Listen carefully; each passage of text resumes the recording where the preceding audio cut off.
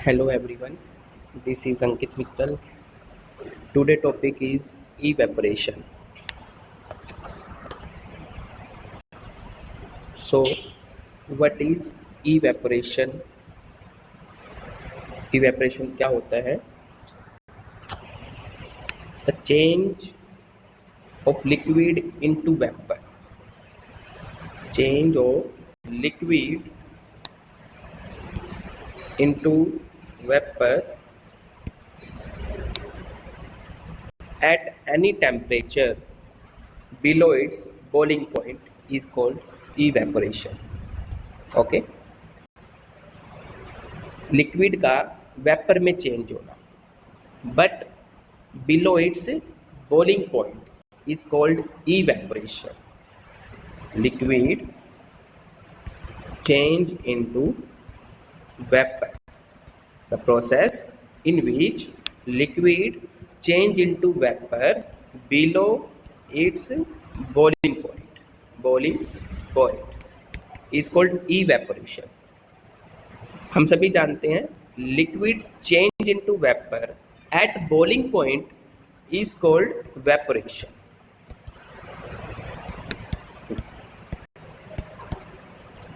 Eight boiling point जब liquid आपका vapour में चेंज हो रहा है एट बॉइलिंग पॉइंट पे तो is called vaporisation, but liquid change into vapour below its boiling point is called evaporation. Okay, जैसा कि आपको पता है कि वाटर का बॉइलिंग पॉइंट 100 डिग्री सेल्सियस है. जो वाटर है लिक्विड फॉर्म में change into vapour eight 100 degree Celsius. Okay, but आपको पता है कि हमारे जो क्लॉथ है ना, हम सुखाते हैं कपड़े और कपड़े सूख जाते हैं. दैट्स मीन कि जो वाटर है प्रेजेंट क्लॉथ में वो हमारा वेपोरेट हो गया, पानी उड़ गया, तभी हमने बोला कि कपड़े सूख गए. तो बाहर का टेम्परेचर एटमॉस्फेयर का 100 डिग्री सेल्सियस तो नहीं है. इन समर भी जो टेम्परेचर है highest up to 50 degree Celsius, 45 to 50 degree Celsius. लेकिन हमें तो पता है कि वाटर जो है 100 डिग्री सेल्सियस पे बॉईल हो जाता है या वेपोरेट में चेंज हो जाता है, लेकिन वो 50 डिग्री सेल्सियस पे हमारे कपड़े सूख गए. तो दैट्स मीन जो कपड़े का जो पानी है, जो वाटर था, वो इवेपोरेट हुआ, नॉट वेपोरेट. जो वाटर है वो इवेपोरेट हो गया. तो हम वहाँ पर वर्ड इवेपोरेट यूज करेंगे, ना कि evaporate. Okay, evaporation is a surface phenomena. Evaporation is a surface phenomena. Particle from the surface gain energy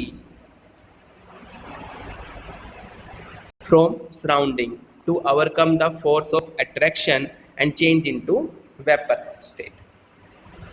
Okay, कि जो लिक्विड है, कोई भी लिक्विड जो भी इवेपोरेट होना चाहता है, जो लिक्विड के सरफेस पे पार्टिकल हैं वो एनर्जी को गेन करेंगे. क्योंकि हमें पता है कोई भी लिक्विड को वेपर फॉर्म में, गैस फॉर्म में चेंज करने के लिए क्या चाहिए, एनर्जी चाहिए. क्योंकि लिक्विड के पार्टिकल क्या है, स्ट्रांगली अट्रैक्ट है और गैस के पार्टिकल लूजली अट्रैक्ट है. तो उस फोर्स ऑफ अट्रैक्शन को कम करने के लिए हमें क्या चाहिए, एनर्जी चाहिए. तो जो इवेपोरेशन के अंदर कोई भी लिक्विड जो इवेपोरेट हो रहा है वो एनर्जी गेन करेगा सराउंडिंग से, बॉडी सरफेस से, कहीं से भी, और चेंज इनटू वेपर स्टेट. ठीक है, okay. This is the cause of evaporation. जैसे एक एग्जांपल मैं आपको बताता हूँ इवेपोरेशन का. अभी गर्मियों में, इन समर में आप टेरिस पे, रूफ पे, है ना, हम पानी डालते हैं इवनिंग के समय, सुबह. आपने देखा भी होगा अभी गर्मियों के अंदर सुबह या शाम को आपको कोई भी फ्रूट सेलर या कोई भी एनी दुकानदार आपको बाहर पानी छिड़कता हुआ मिलता है, पानी, है ना, स्प्रिंकल करता है. वो ऐसा क्यों? क्योंकि वहाँ आसपास कूलिंग बने रहे, गर्मी ना लगे, हीट एयर जो है वो ज़्यादा ना हो. क्योंकि जो पानी है वो पानी इवेपोरेट हो रहा है और वो हमें क्या कर रहा है, कूलिंग इफेक्ट देता है। जो evaporation cause cooling effect. Okay, today topic अभी evaporation cause cooling effect. Next is evaporation cause cooling. That's mean जब कभी भी इवेपोरेशन देखने को मिलेगा वहाँ पर आपको कूलिंग फैक्टर दिखाई देगा, कूलनेस होगी वहाँ पर। जैसे फॉर एग्जांपल कि हम in summer pouring water on terrace, तो गर्मियों में हम पानी जो है रूफ पे या टेरिस पे डालते हैं कूलिंग इफेक्ट के लिए। When a liquid evaporate, the particle of the liquid absorb heat energy from the surrounding and evaporate and change into vapor and leaving the body cool.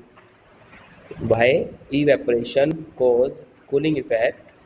Because when a liquid, any liquid evaporate, the particle of the liquid absorb heat from the surrounding and evaporate. For example, people sprinkle water on the roof या open ground, है ना।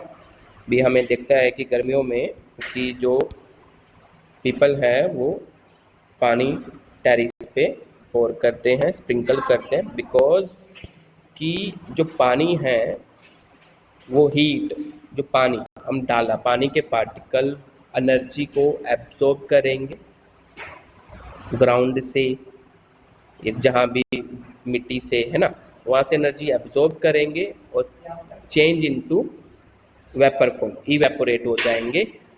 और जहाँ से उन्होंने temperature को absorb करा है वहाँ से टेम्परेचर क्या हो जाएगा, उनका कम हो जाएगा। कि उन्होंने जैसे अपने पानी डाला मिट्टी पे, रूफ पे, तो रूफ गर्म है, रूफ का टेम्परेचर ज़्यादा है।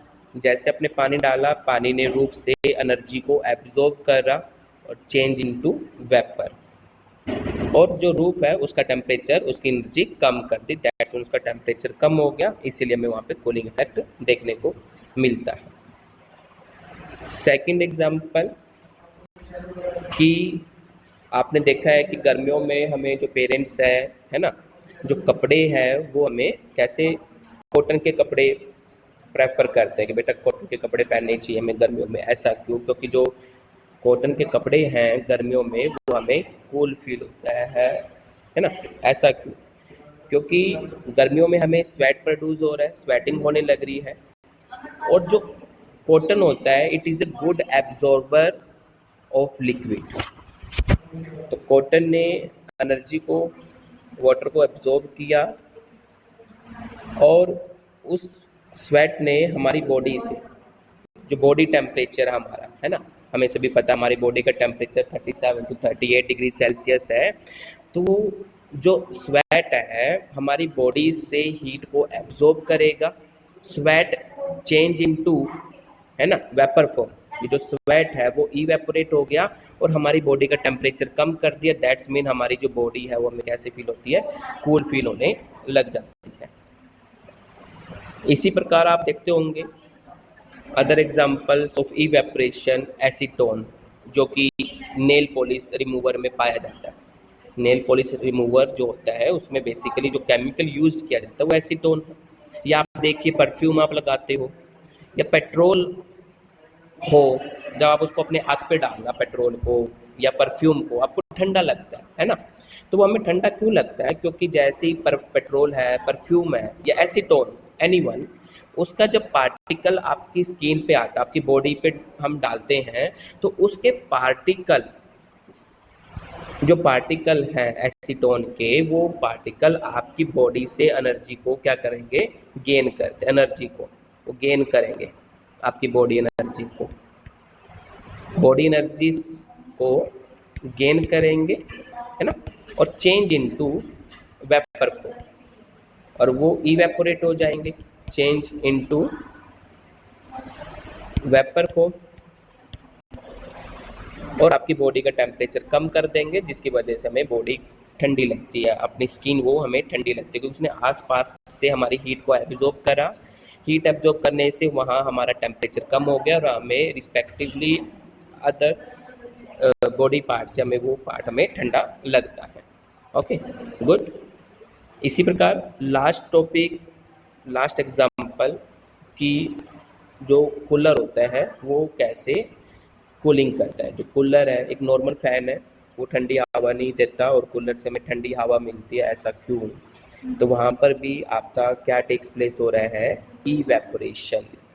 इवेपोरेशन भी जो हमें पता, फुल अब गर्मियाँ हैं चली हुई हैं, तो गर्मियों में हमें कूलर ठंडी हवा क्यों देता है? ऐसा क्या वजह है कि फ़ैन चलाते तो फैन से ठंडी हवा नहीं आती, कूलर से ठंडी हवा आती है? तो बेसिकली आपको पता है कूलर के अंदर हमारा एक तो फैन लगा हुआ है, एक वाटर टैंक है बना हुआ है, उस वाटर टैंक में पंप लगा हुआ है, वो पंप हमारे वाटर को सर्कुलेट कर रहा है ना। पंप क्या कर रहा है? वाटर को नीचे से ऊपर पहुंचा रहा है। वो जब ऊपर जा रहा है तो आपको पता है कि हमें जो कूलर होता है, कूलर में हमने कुछ घास लगाया होता है, घास टाइप होता है ना, वो साइडों में हम लगाते हैं, वो फिल्टर कह सकते हो आप उसको, बेसिकली घास कह सकते हैं। तो क्या हो रहा है, अब उसमें होल होते हैं घास के अंदर, बेसिकली आपने देखो ध्यान से।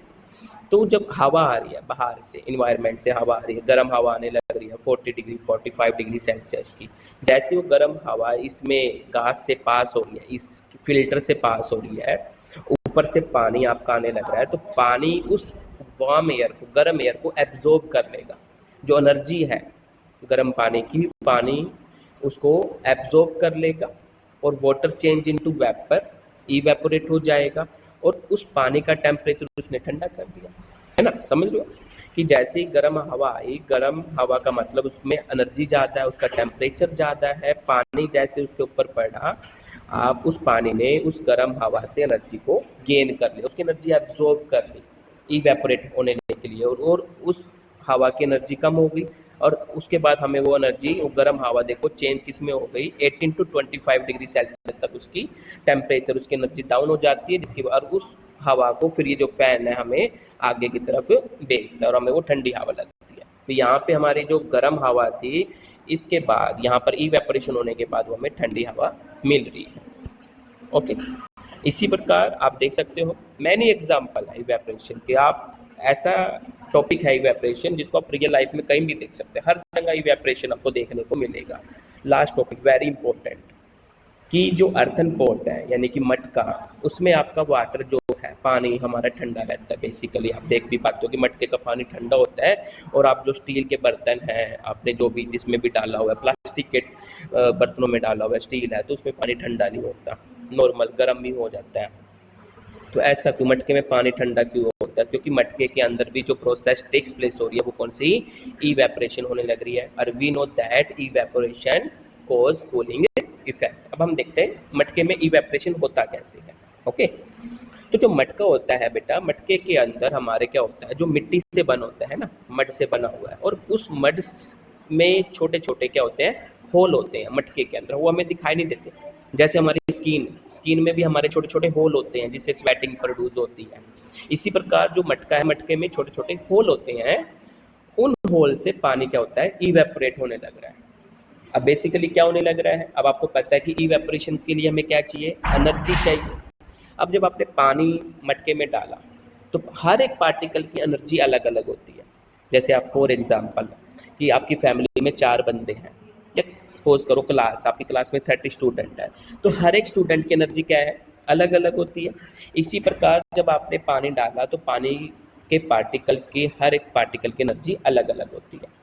अब जिन पार्टिकल की एनर्जी ज़्यादा है, ठीक है, वो पार्टिकल आपके इवेपोरेट हो गए, और जो पानी के अंदर कौन से पार्टिकल रह गए जिनकी एनर्जी कम है। तो इसीलिए हमें जो पानी एनर्जी कम वाले पार्टिकल रह गए तो हमें पानी कैसा लगता है, ठंडा लगता है। अगेन कि जो पानी आपने डाला मटके में, तो हर तरीके के पार्टिकल है बेटा उसके अंदर, हाई एनर्जी के, लो एनर्जी के, मीडियम एनर्जी के। अब जो हाइयर एनर्जी के पार्टिकल है, हाइयर एनर्जी के जो पार्टिकल है, वो पार्टिकल आपके इवेपोरेट हो जाएंगे और से। अब कौन से पार्टिकल बच गए, लो एनर्जी वाले। लो एनर्जी का मतलब क्या हुआ, उनका टेम्परेचर कम है, टेम्परेचर कम होने का मतलब आपको वो जो है उसमें कूलिंग इफेक्ट यानी कि आपको पानी ठंडा देखने को मिलता है. Okay, done. This is evaporation and evaporation cause cooling effect. सभी को समझ में आया? Okay, thank you.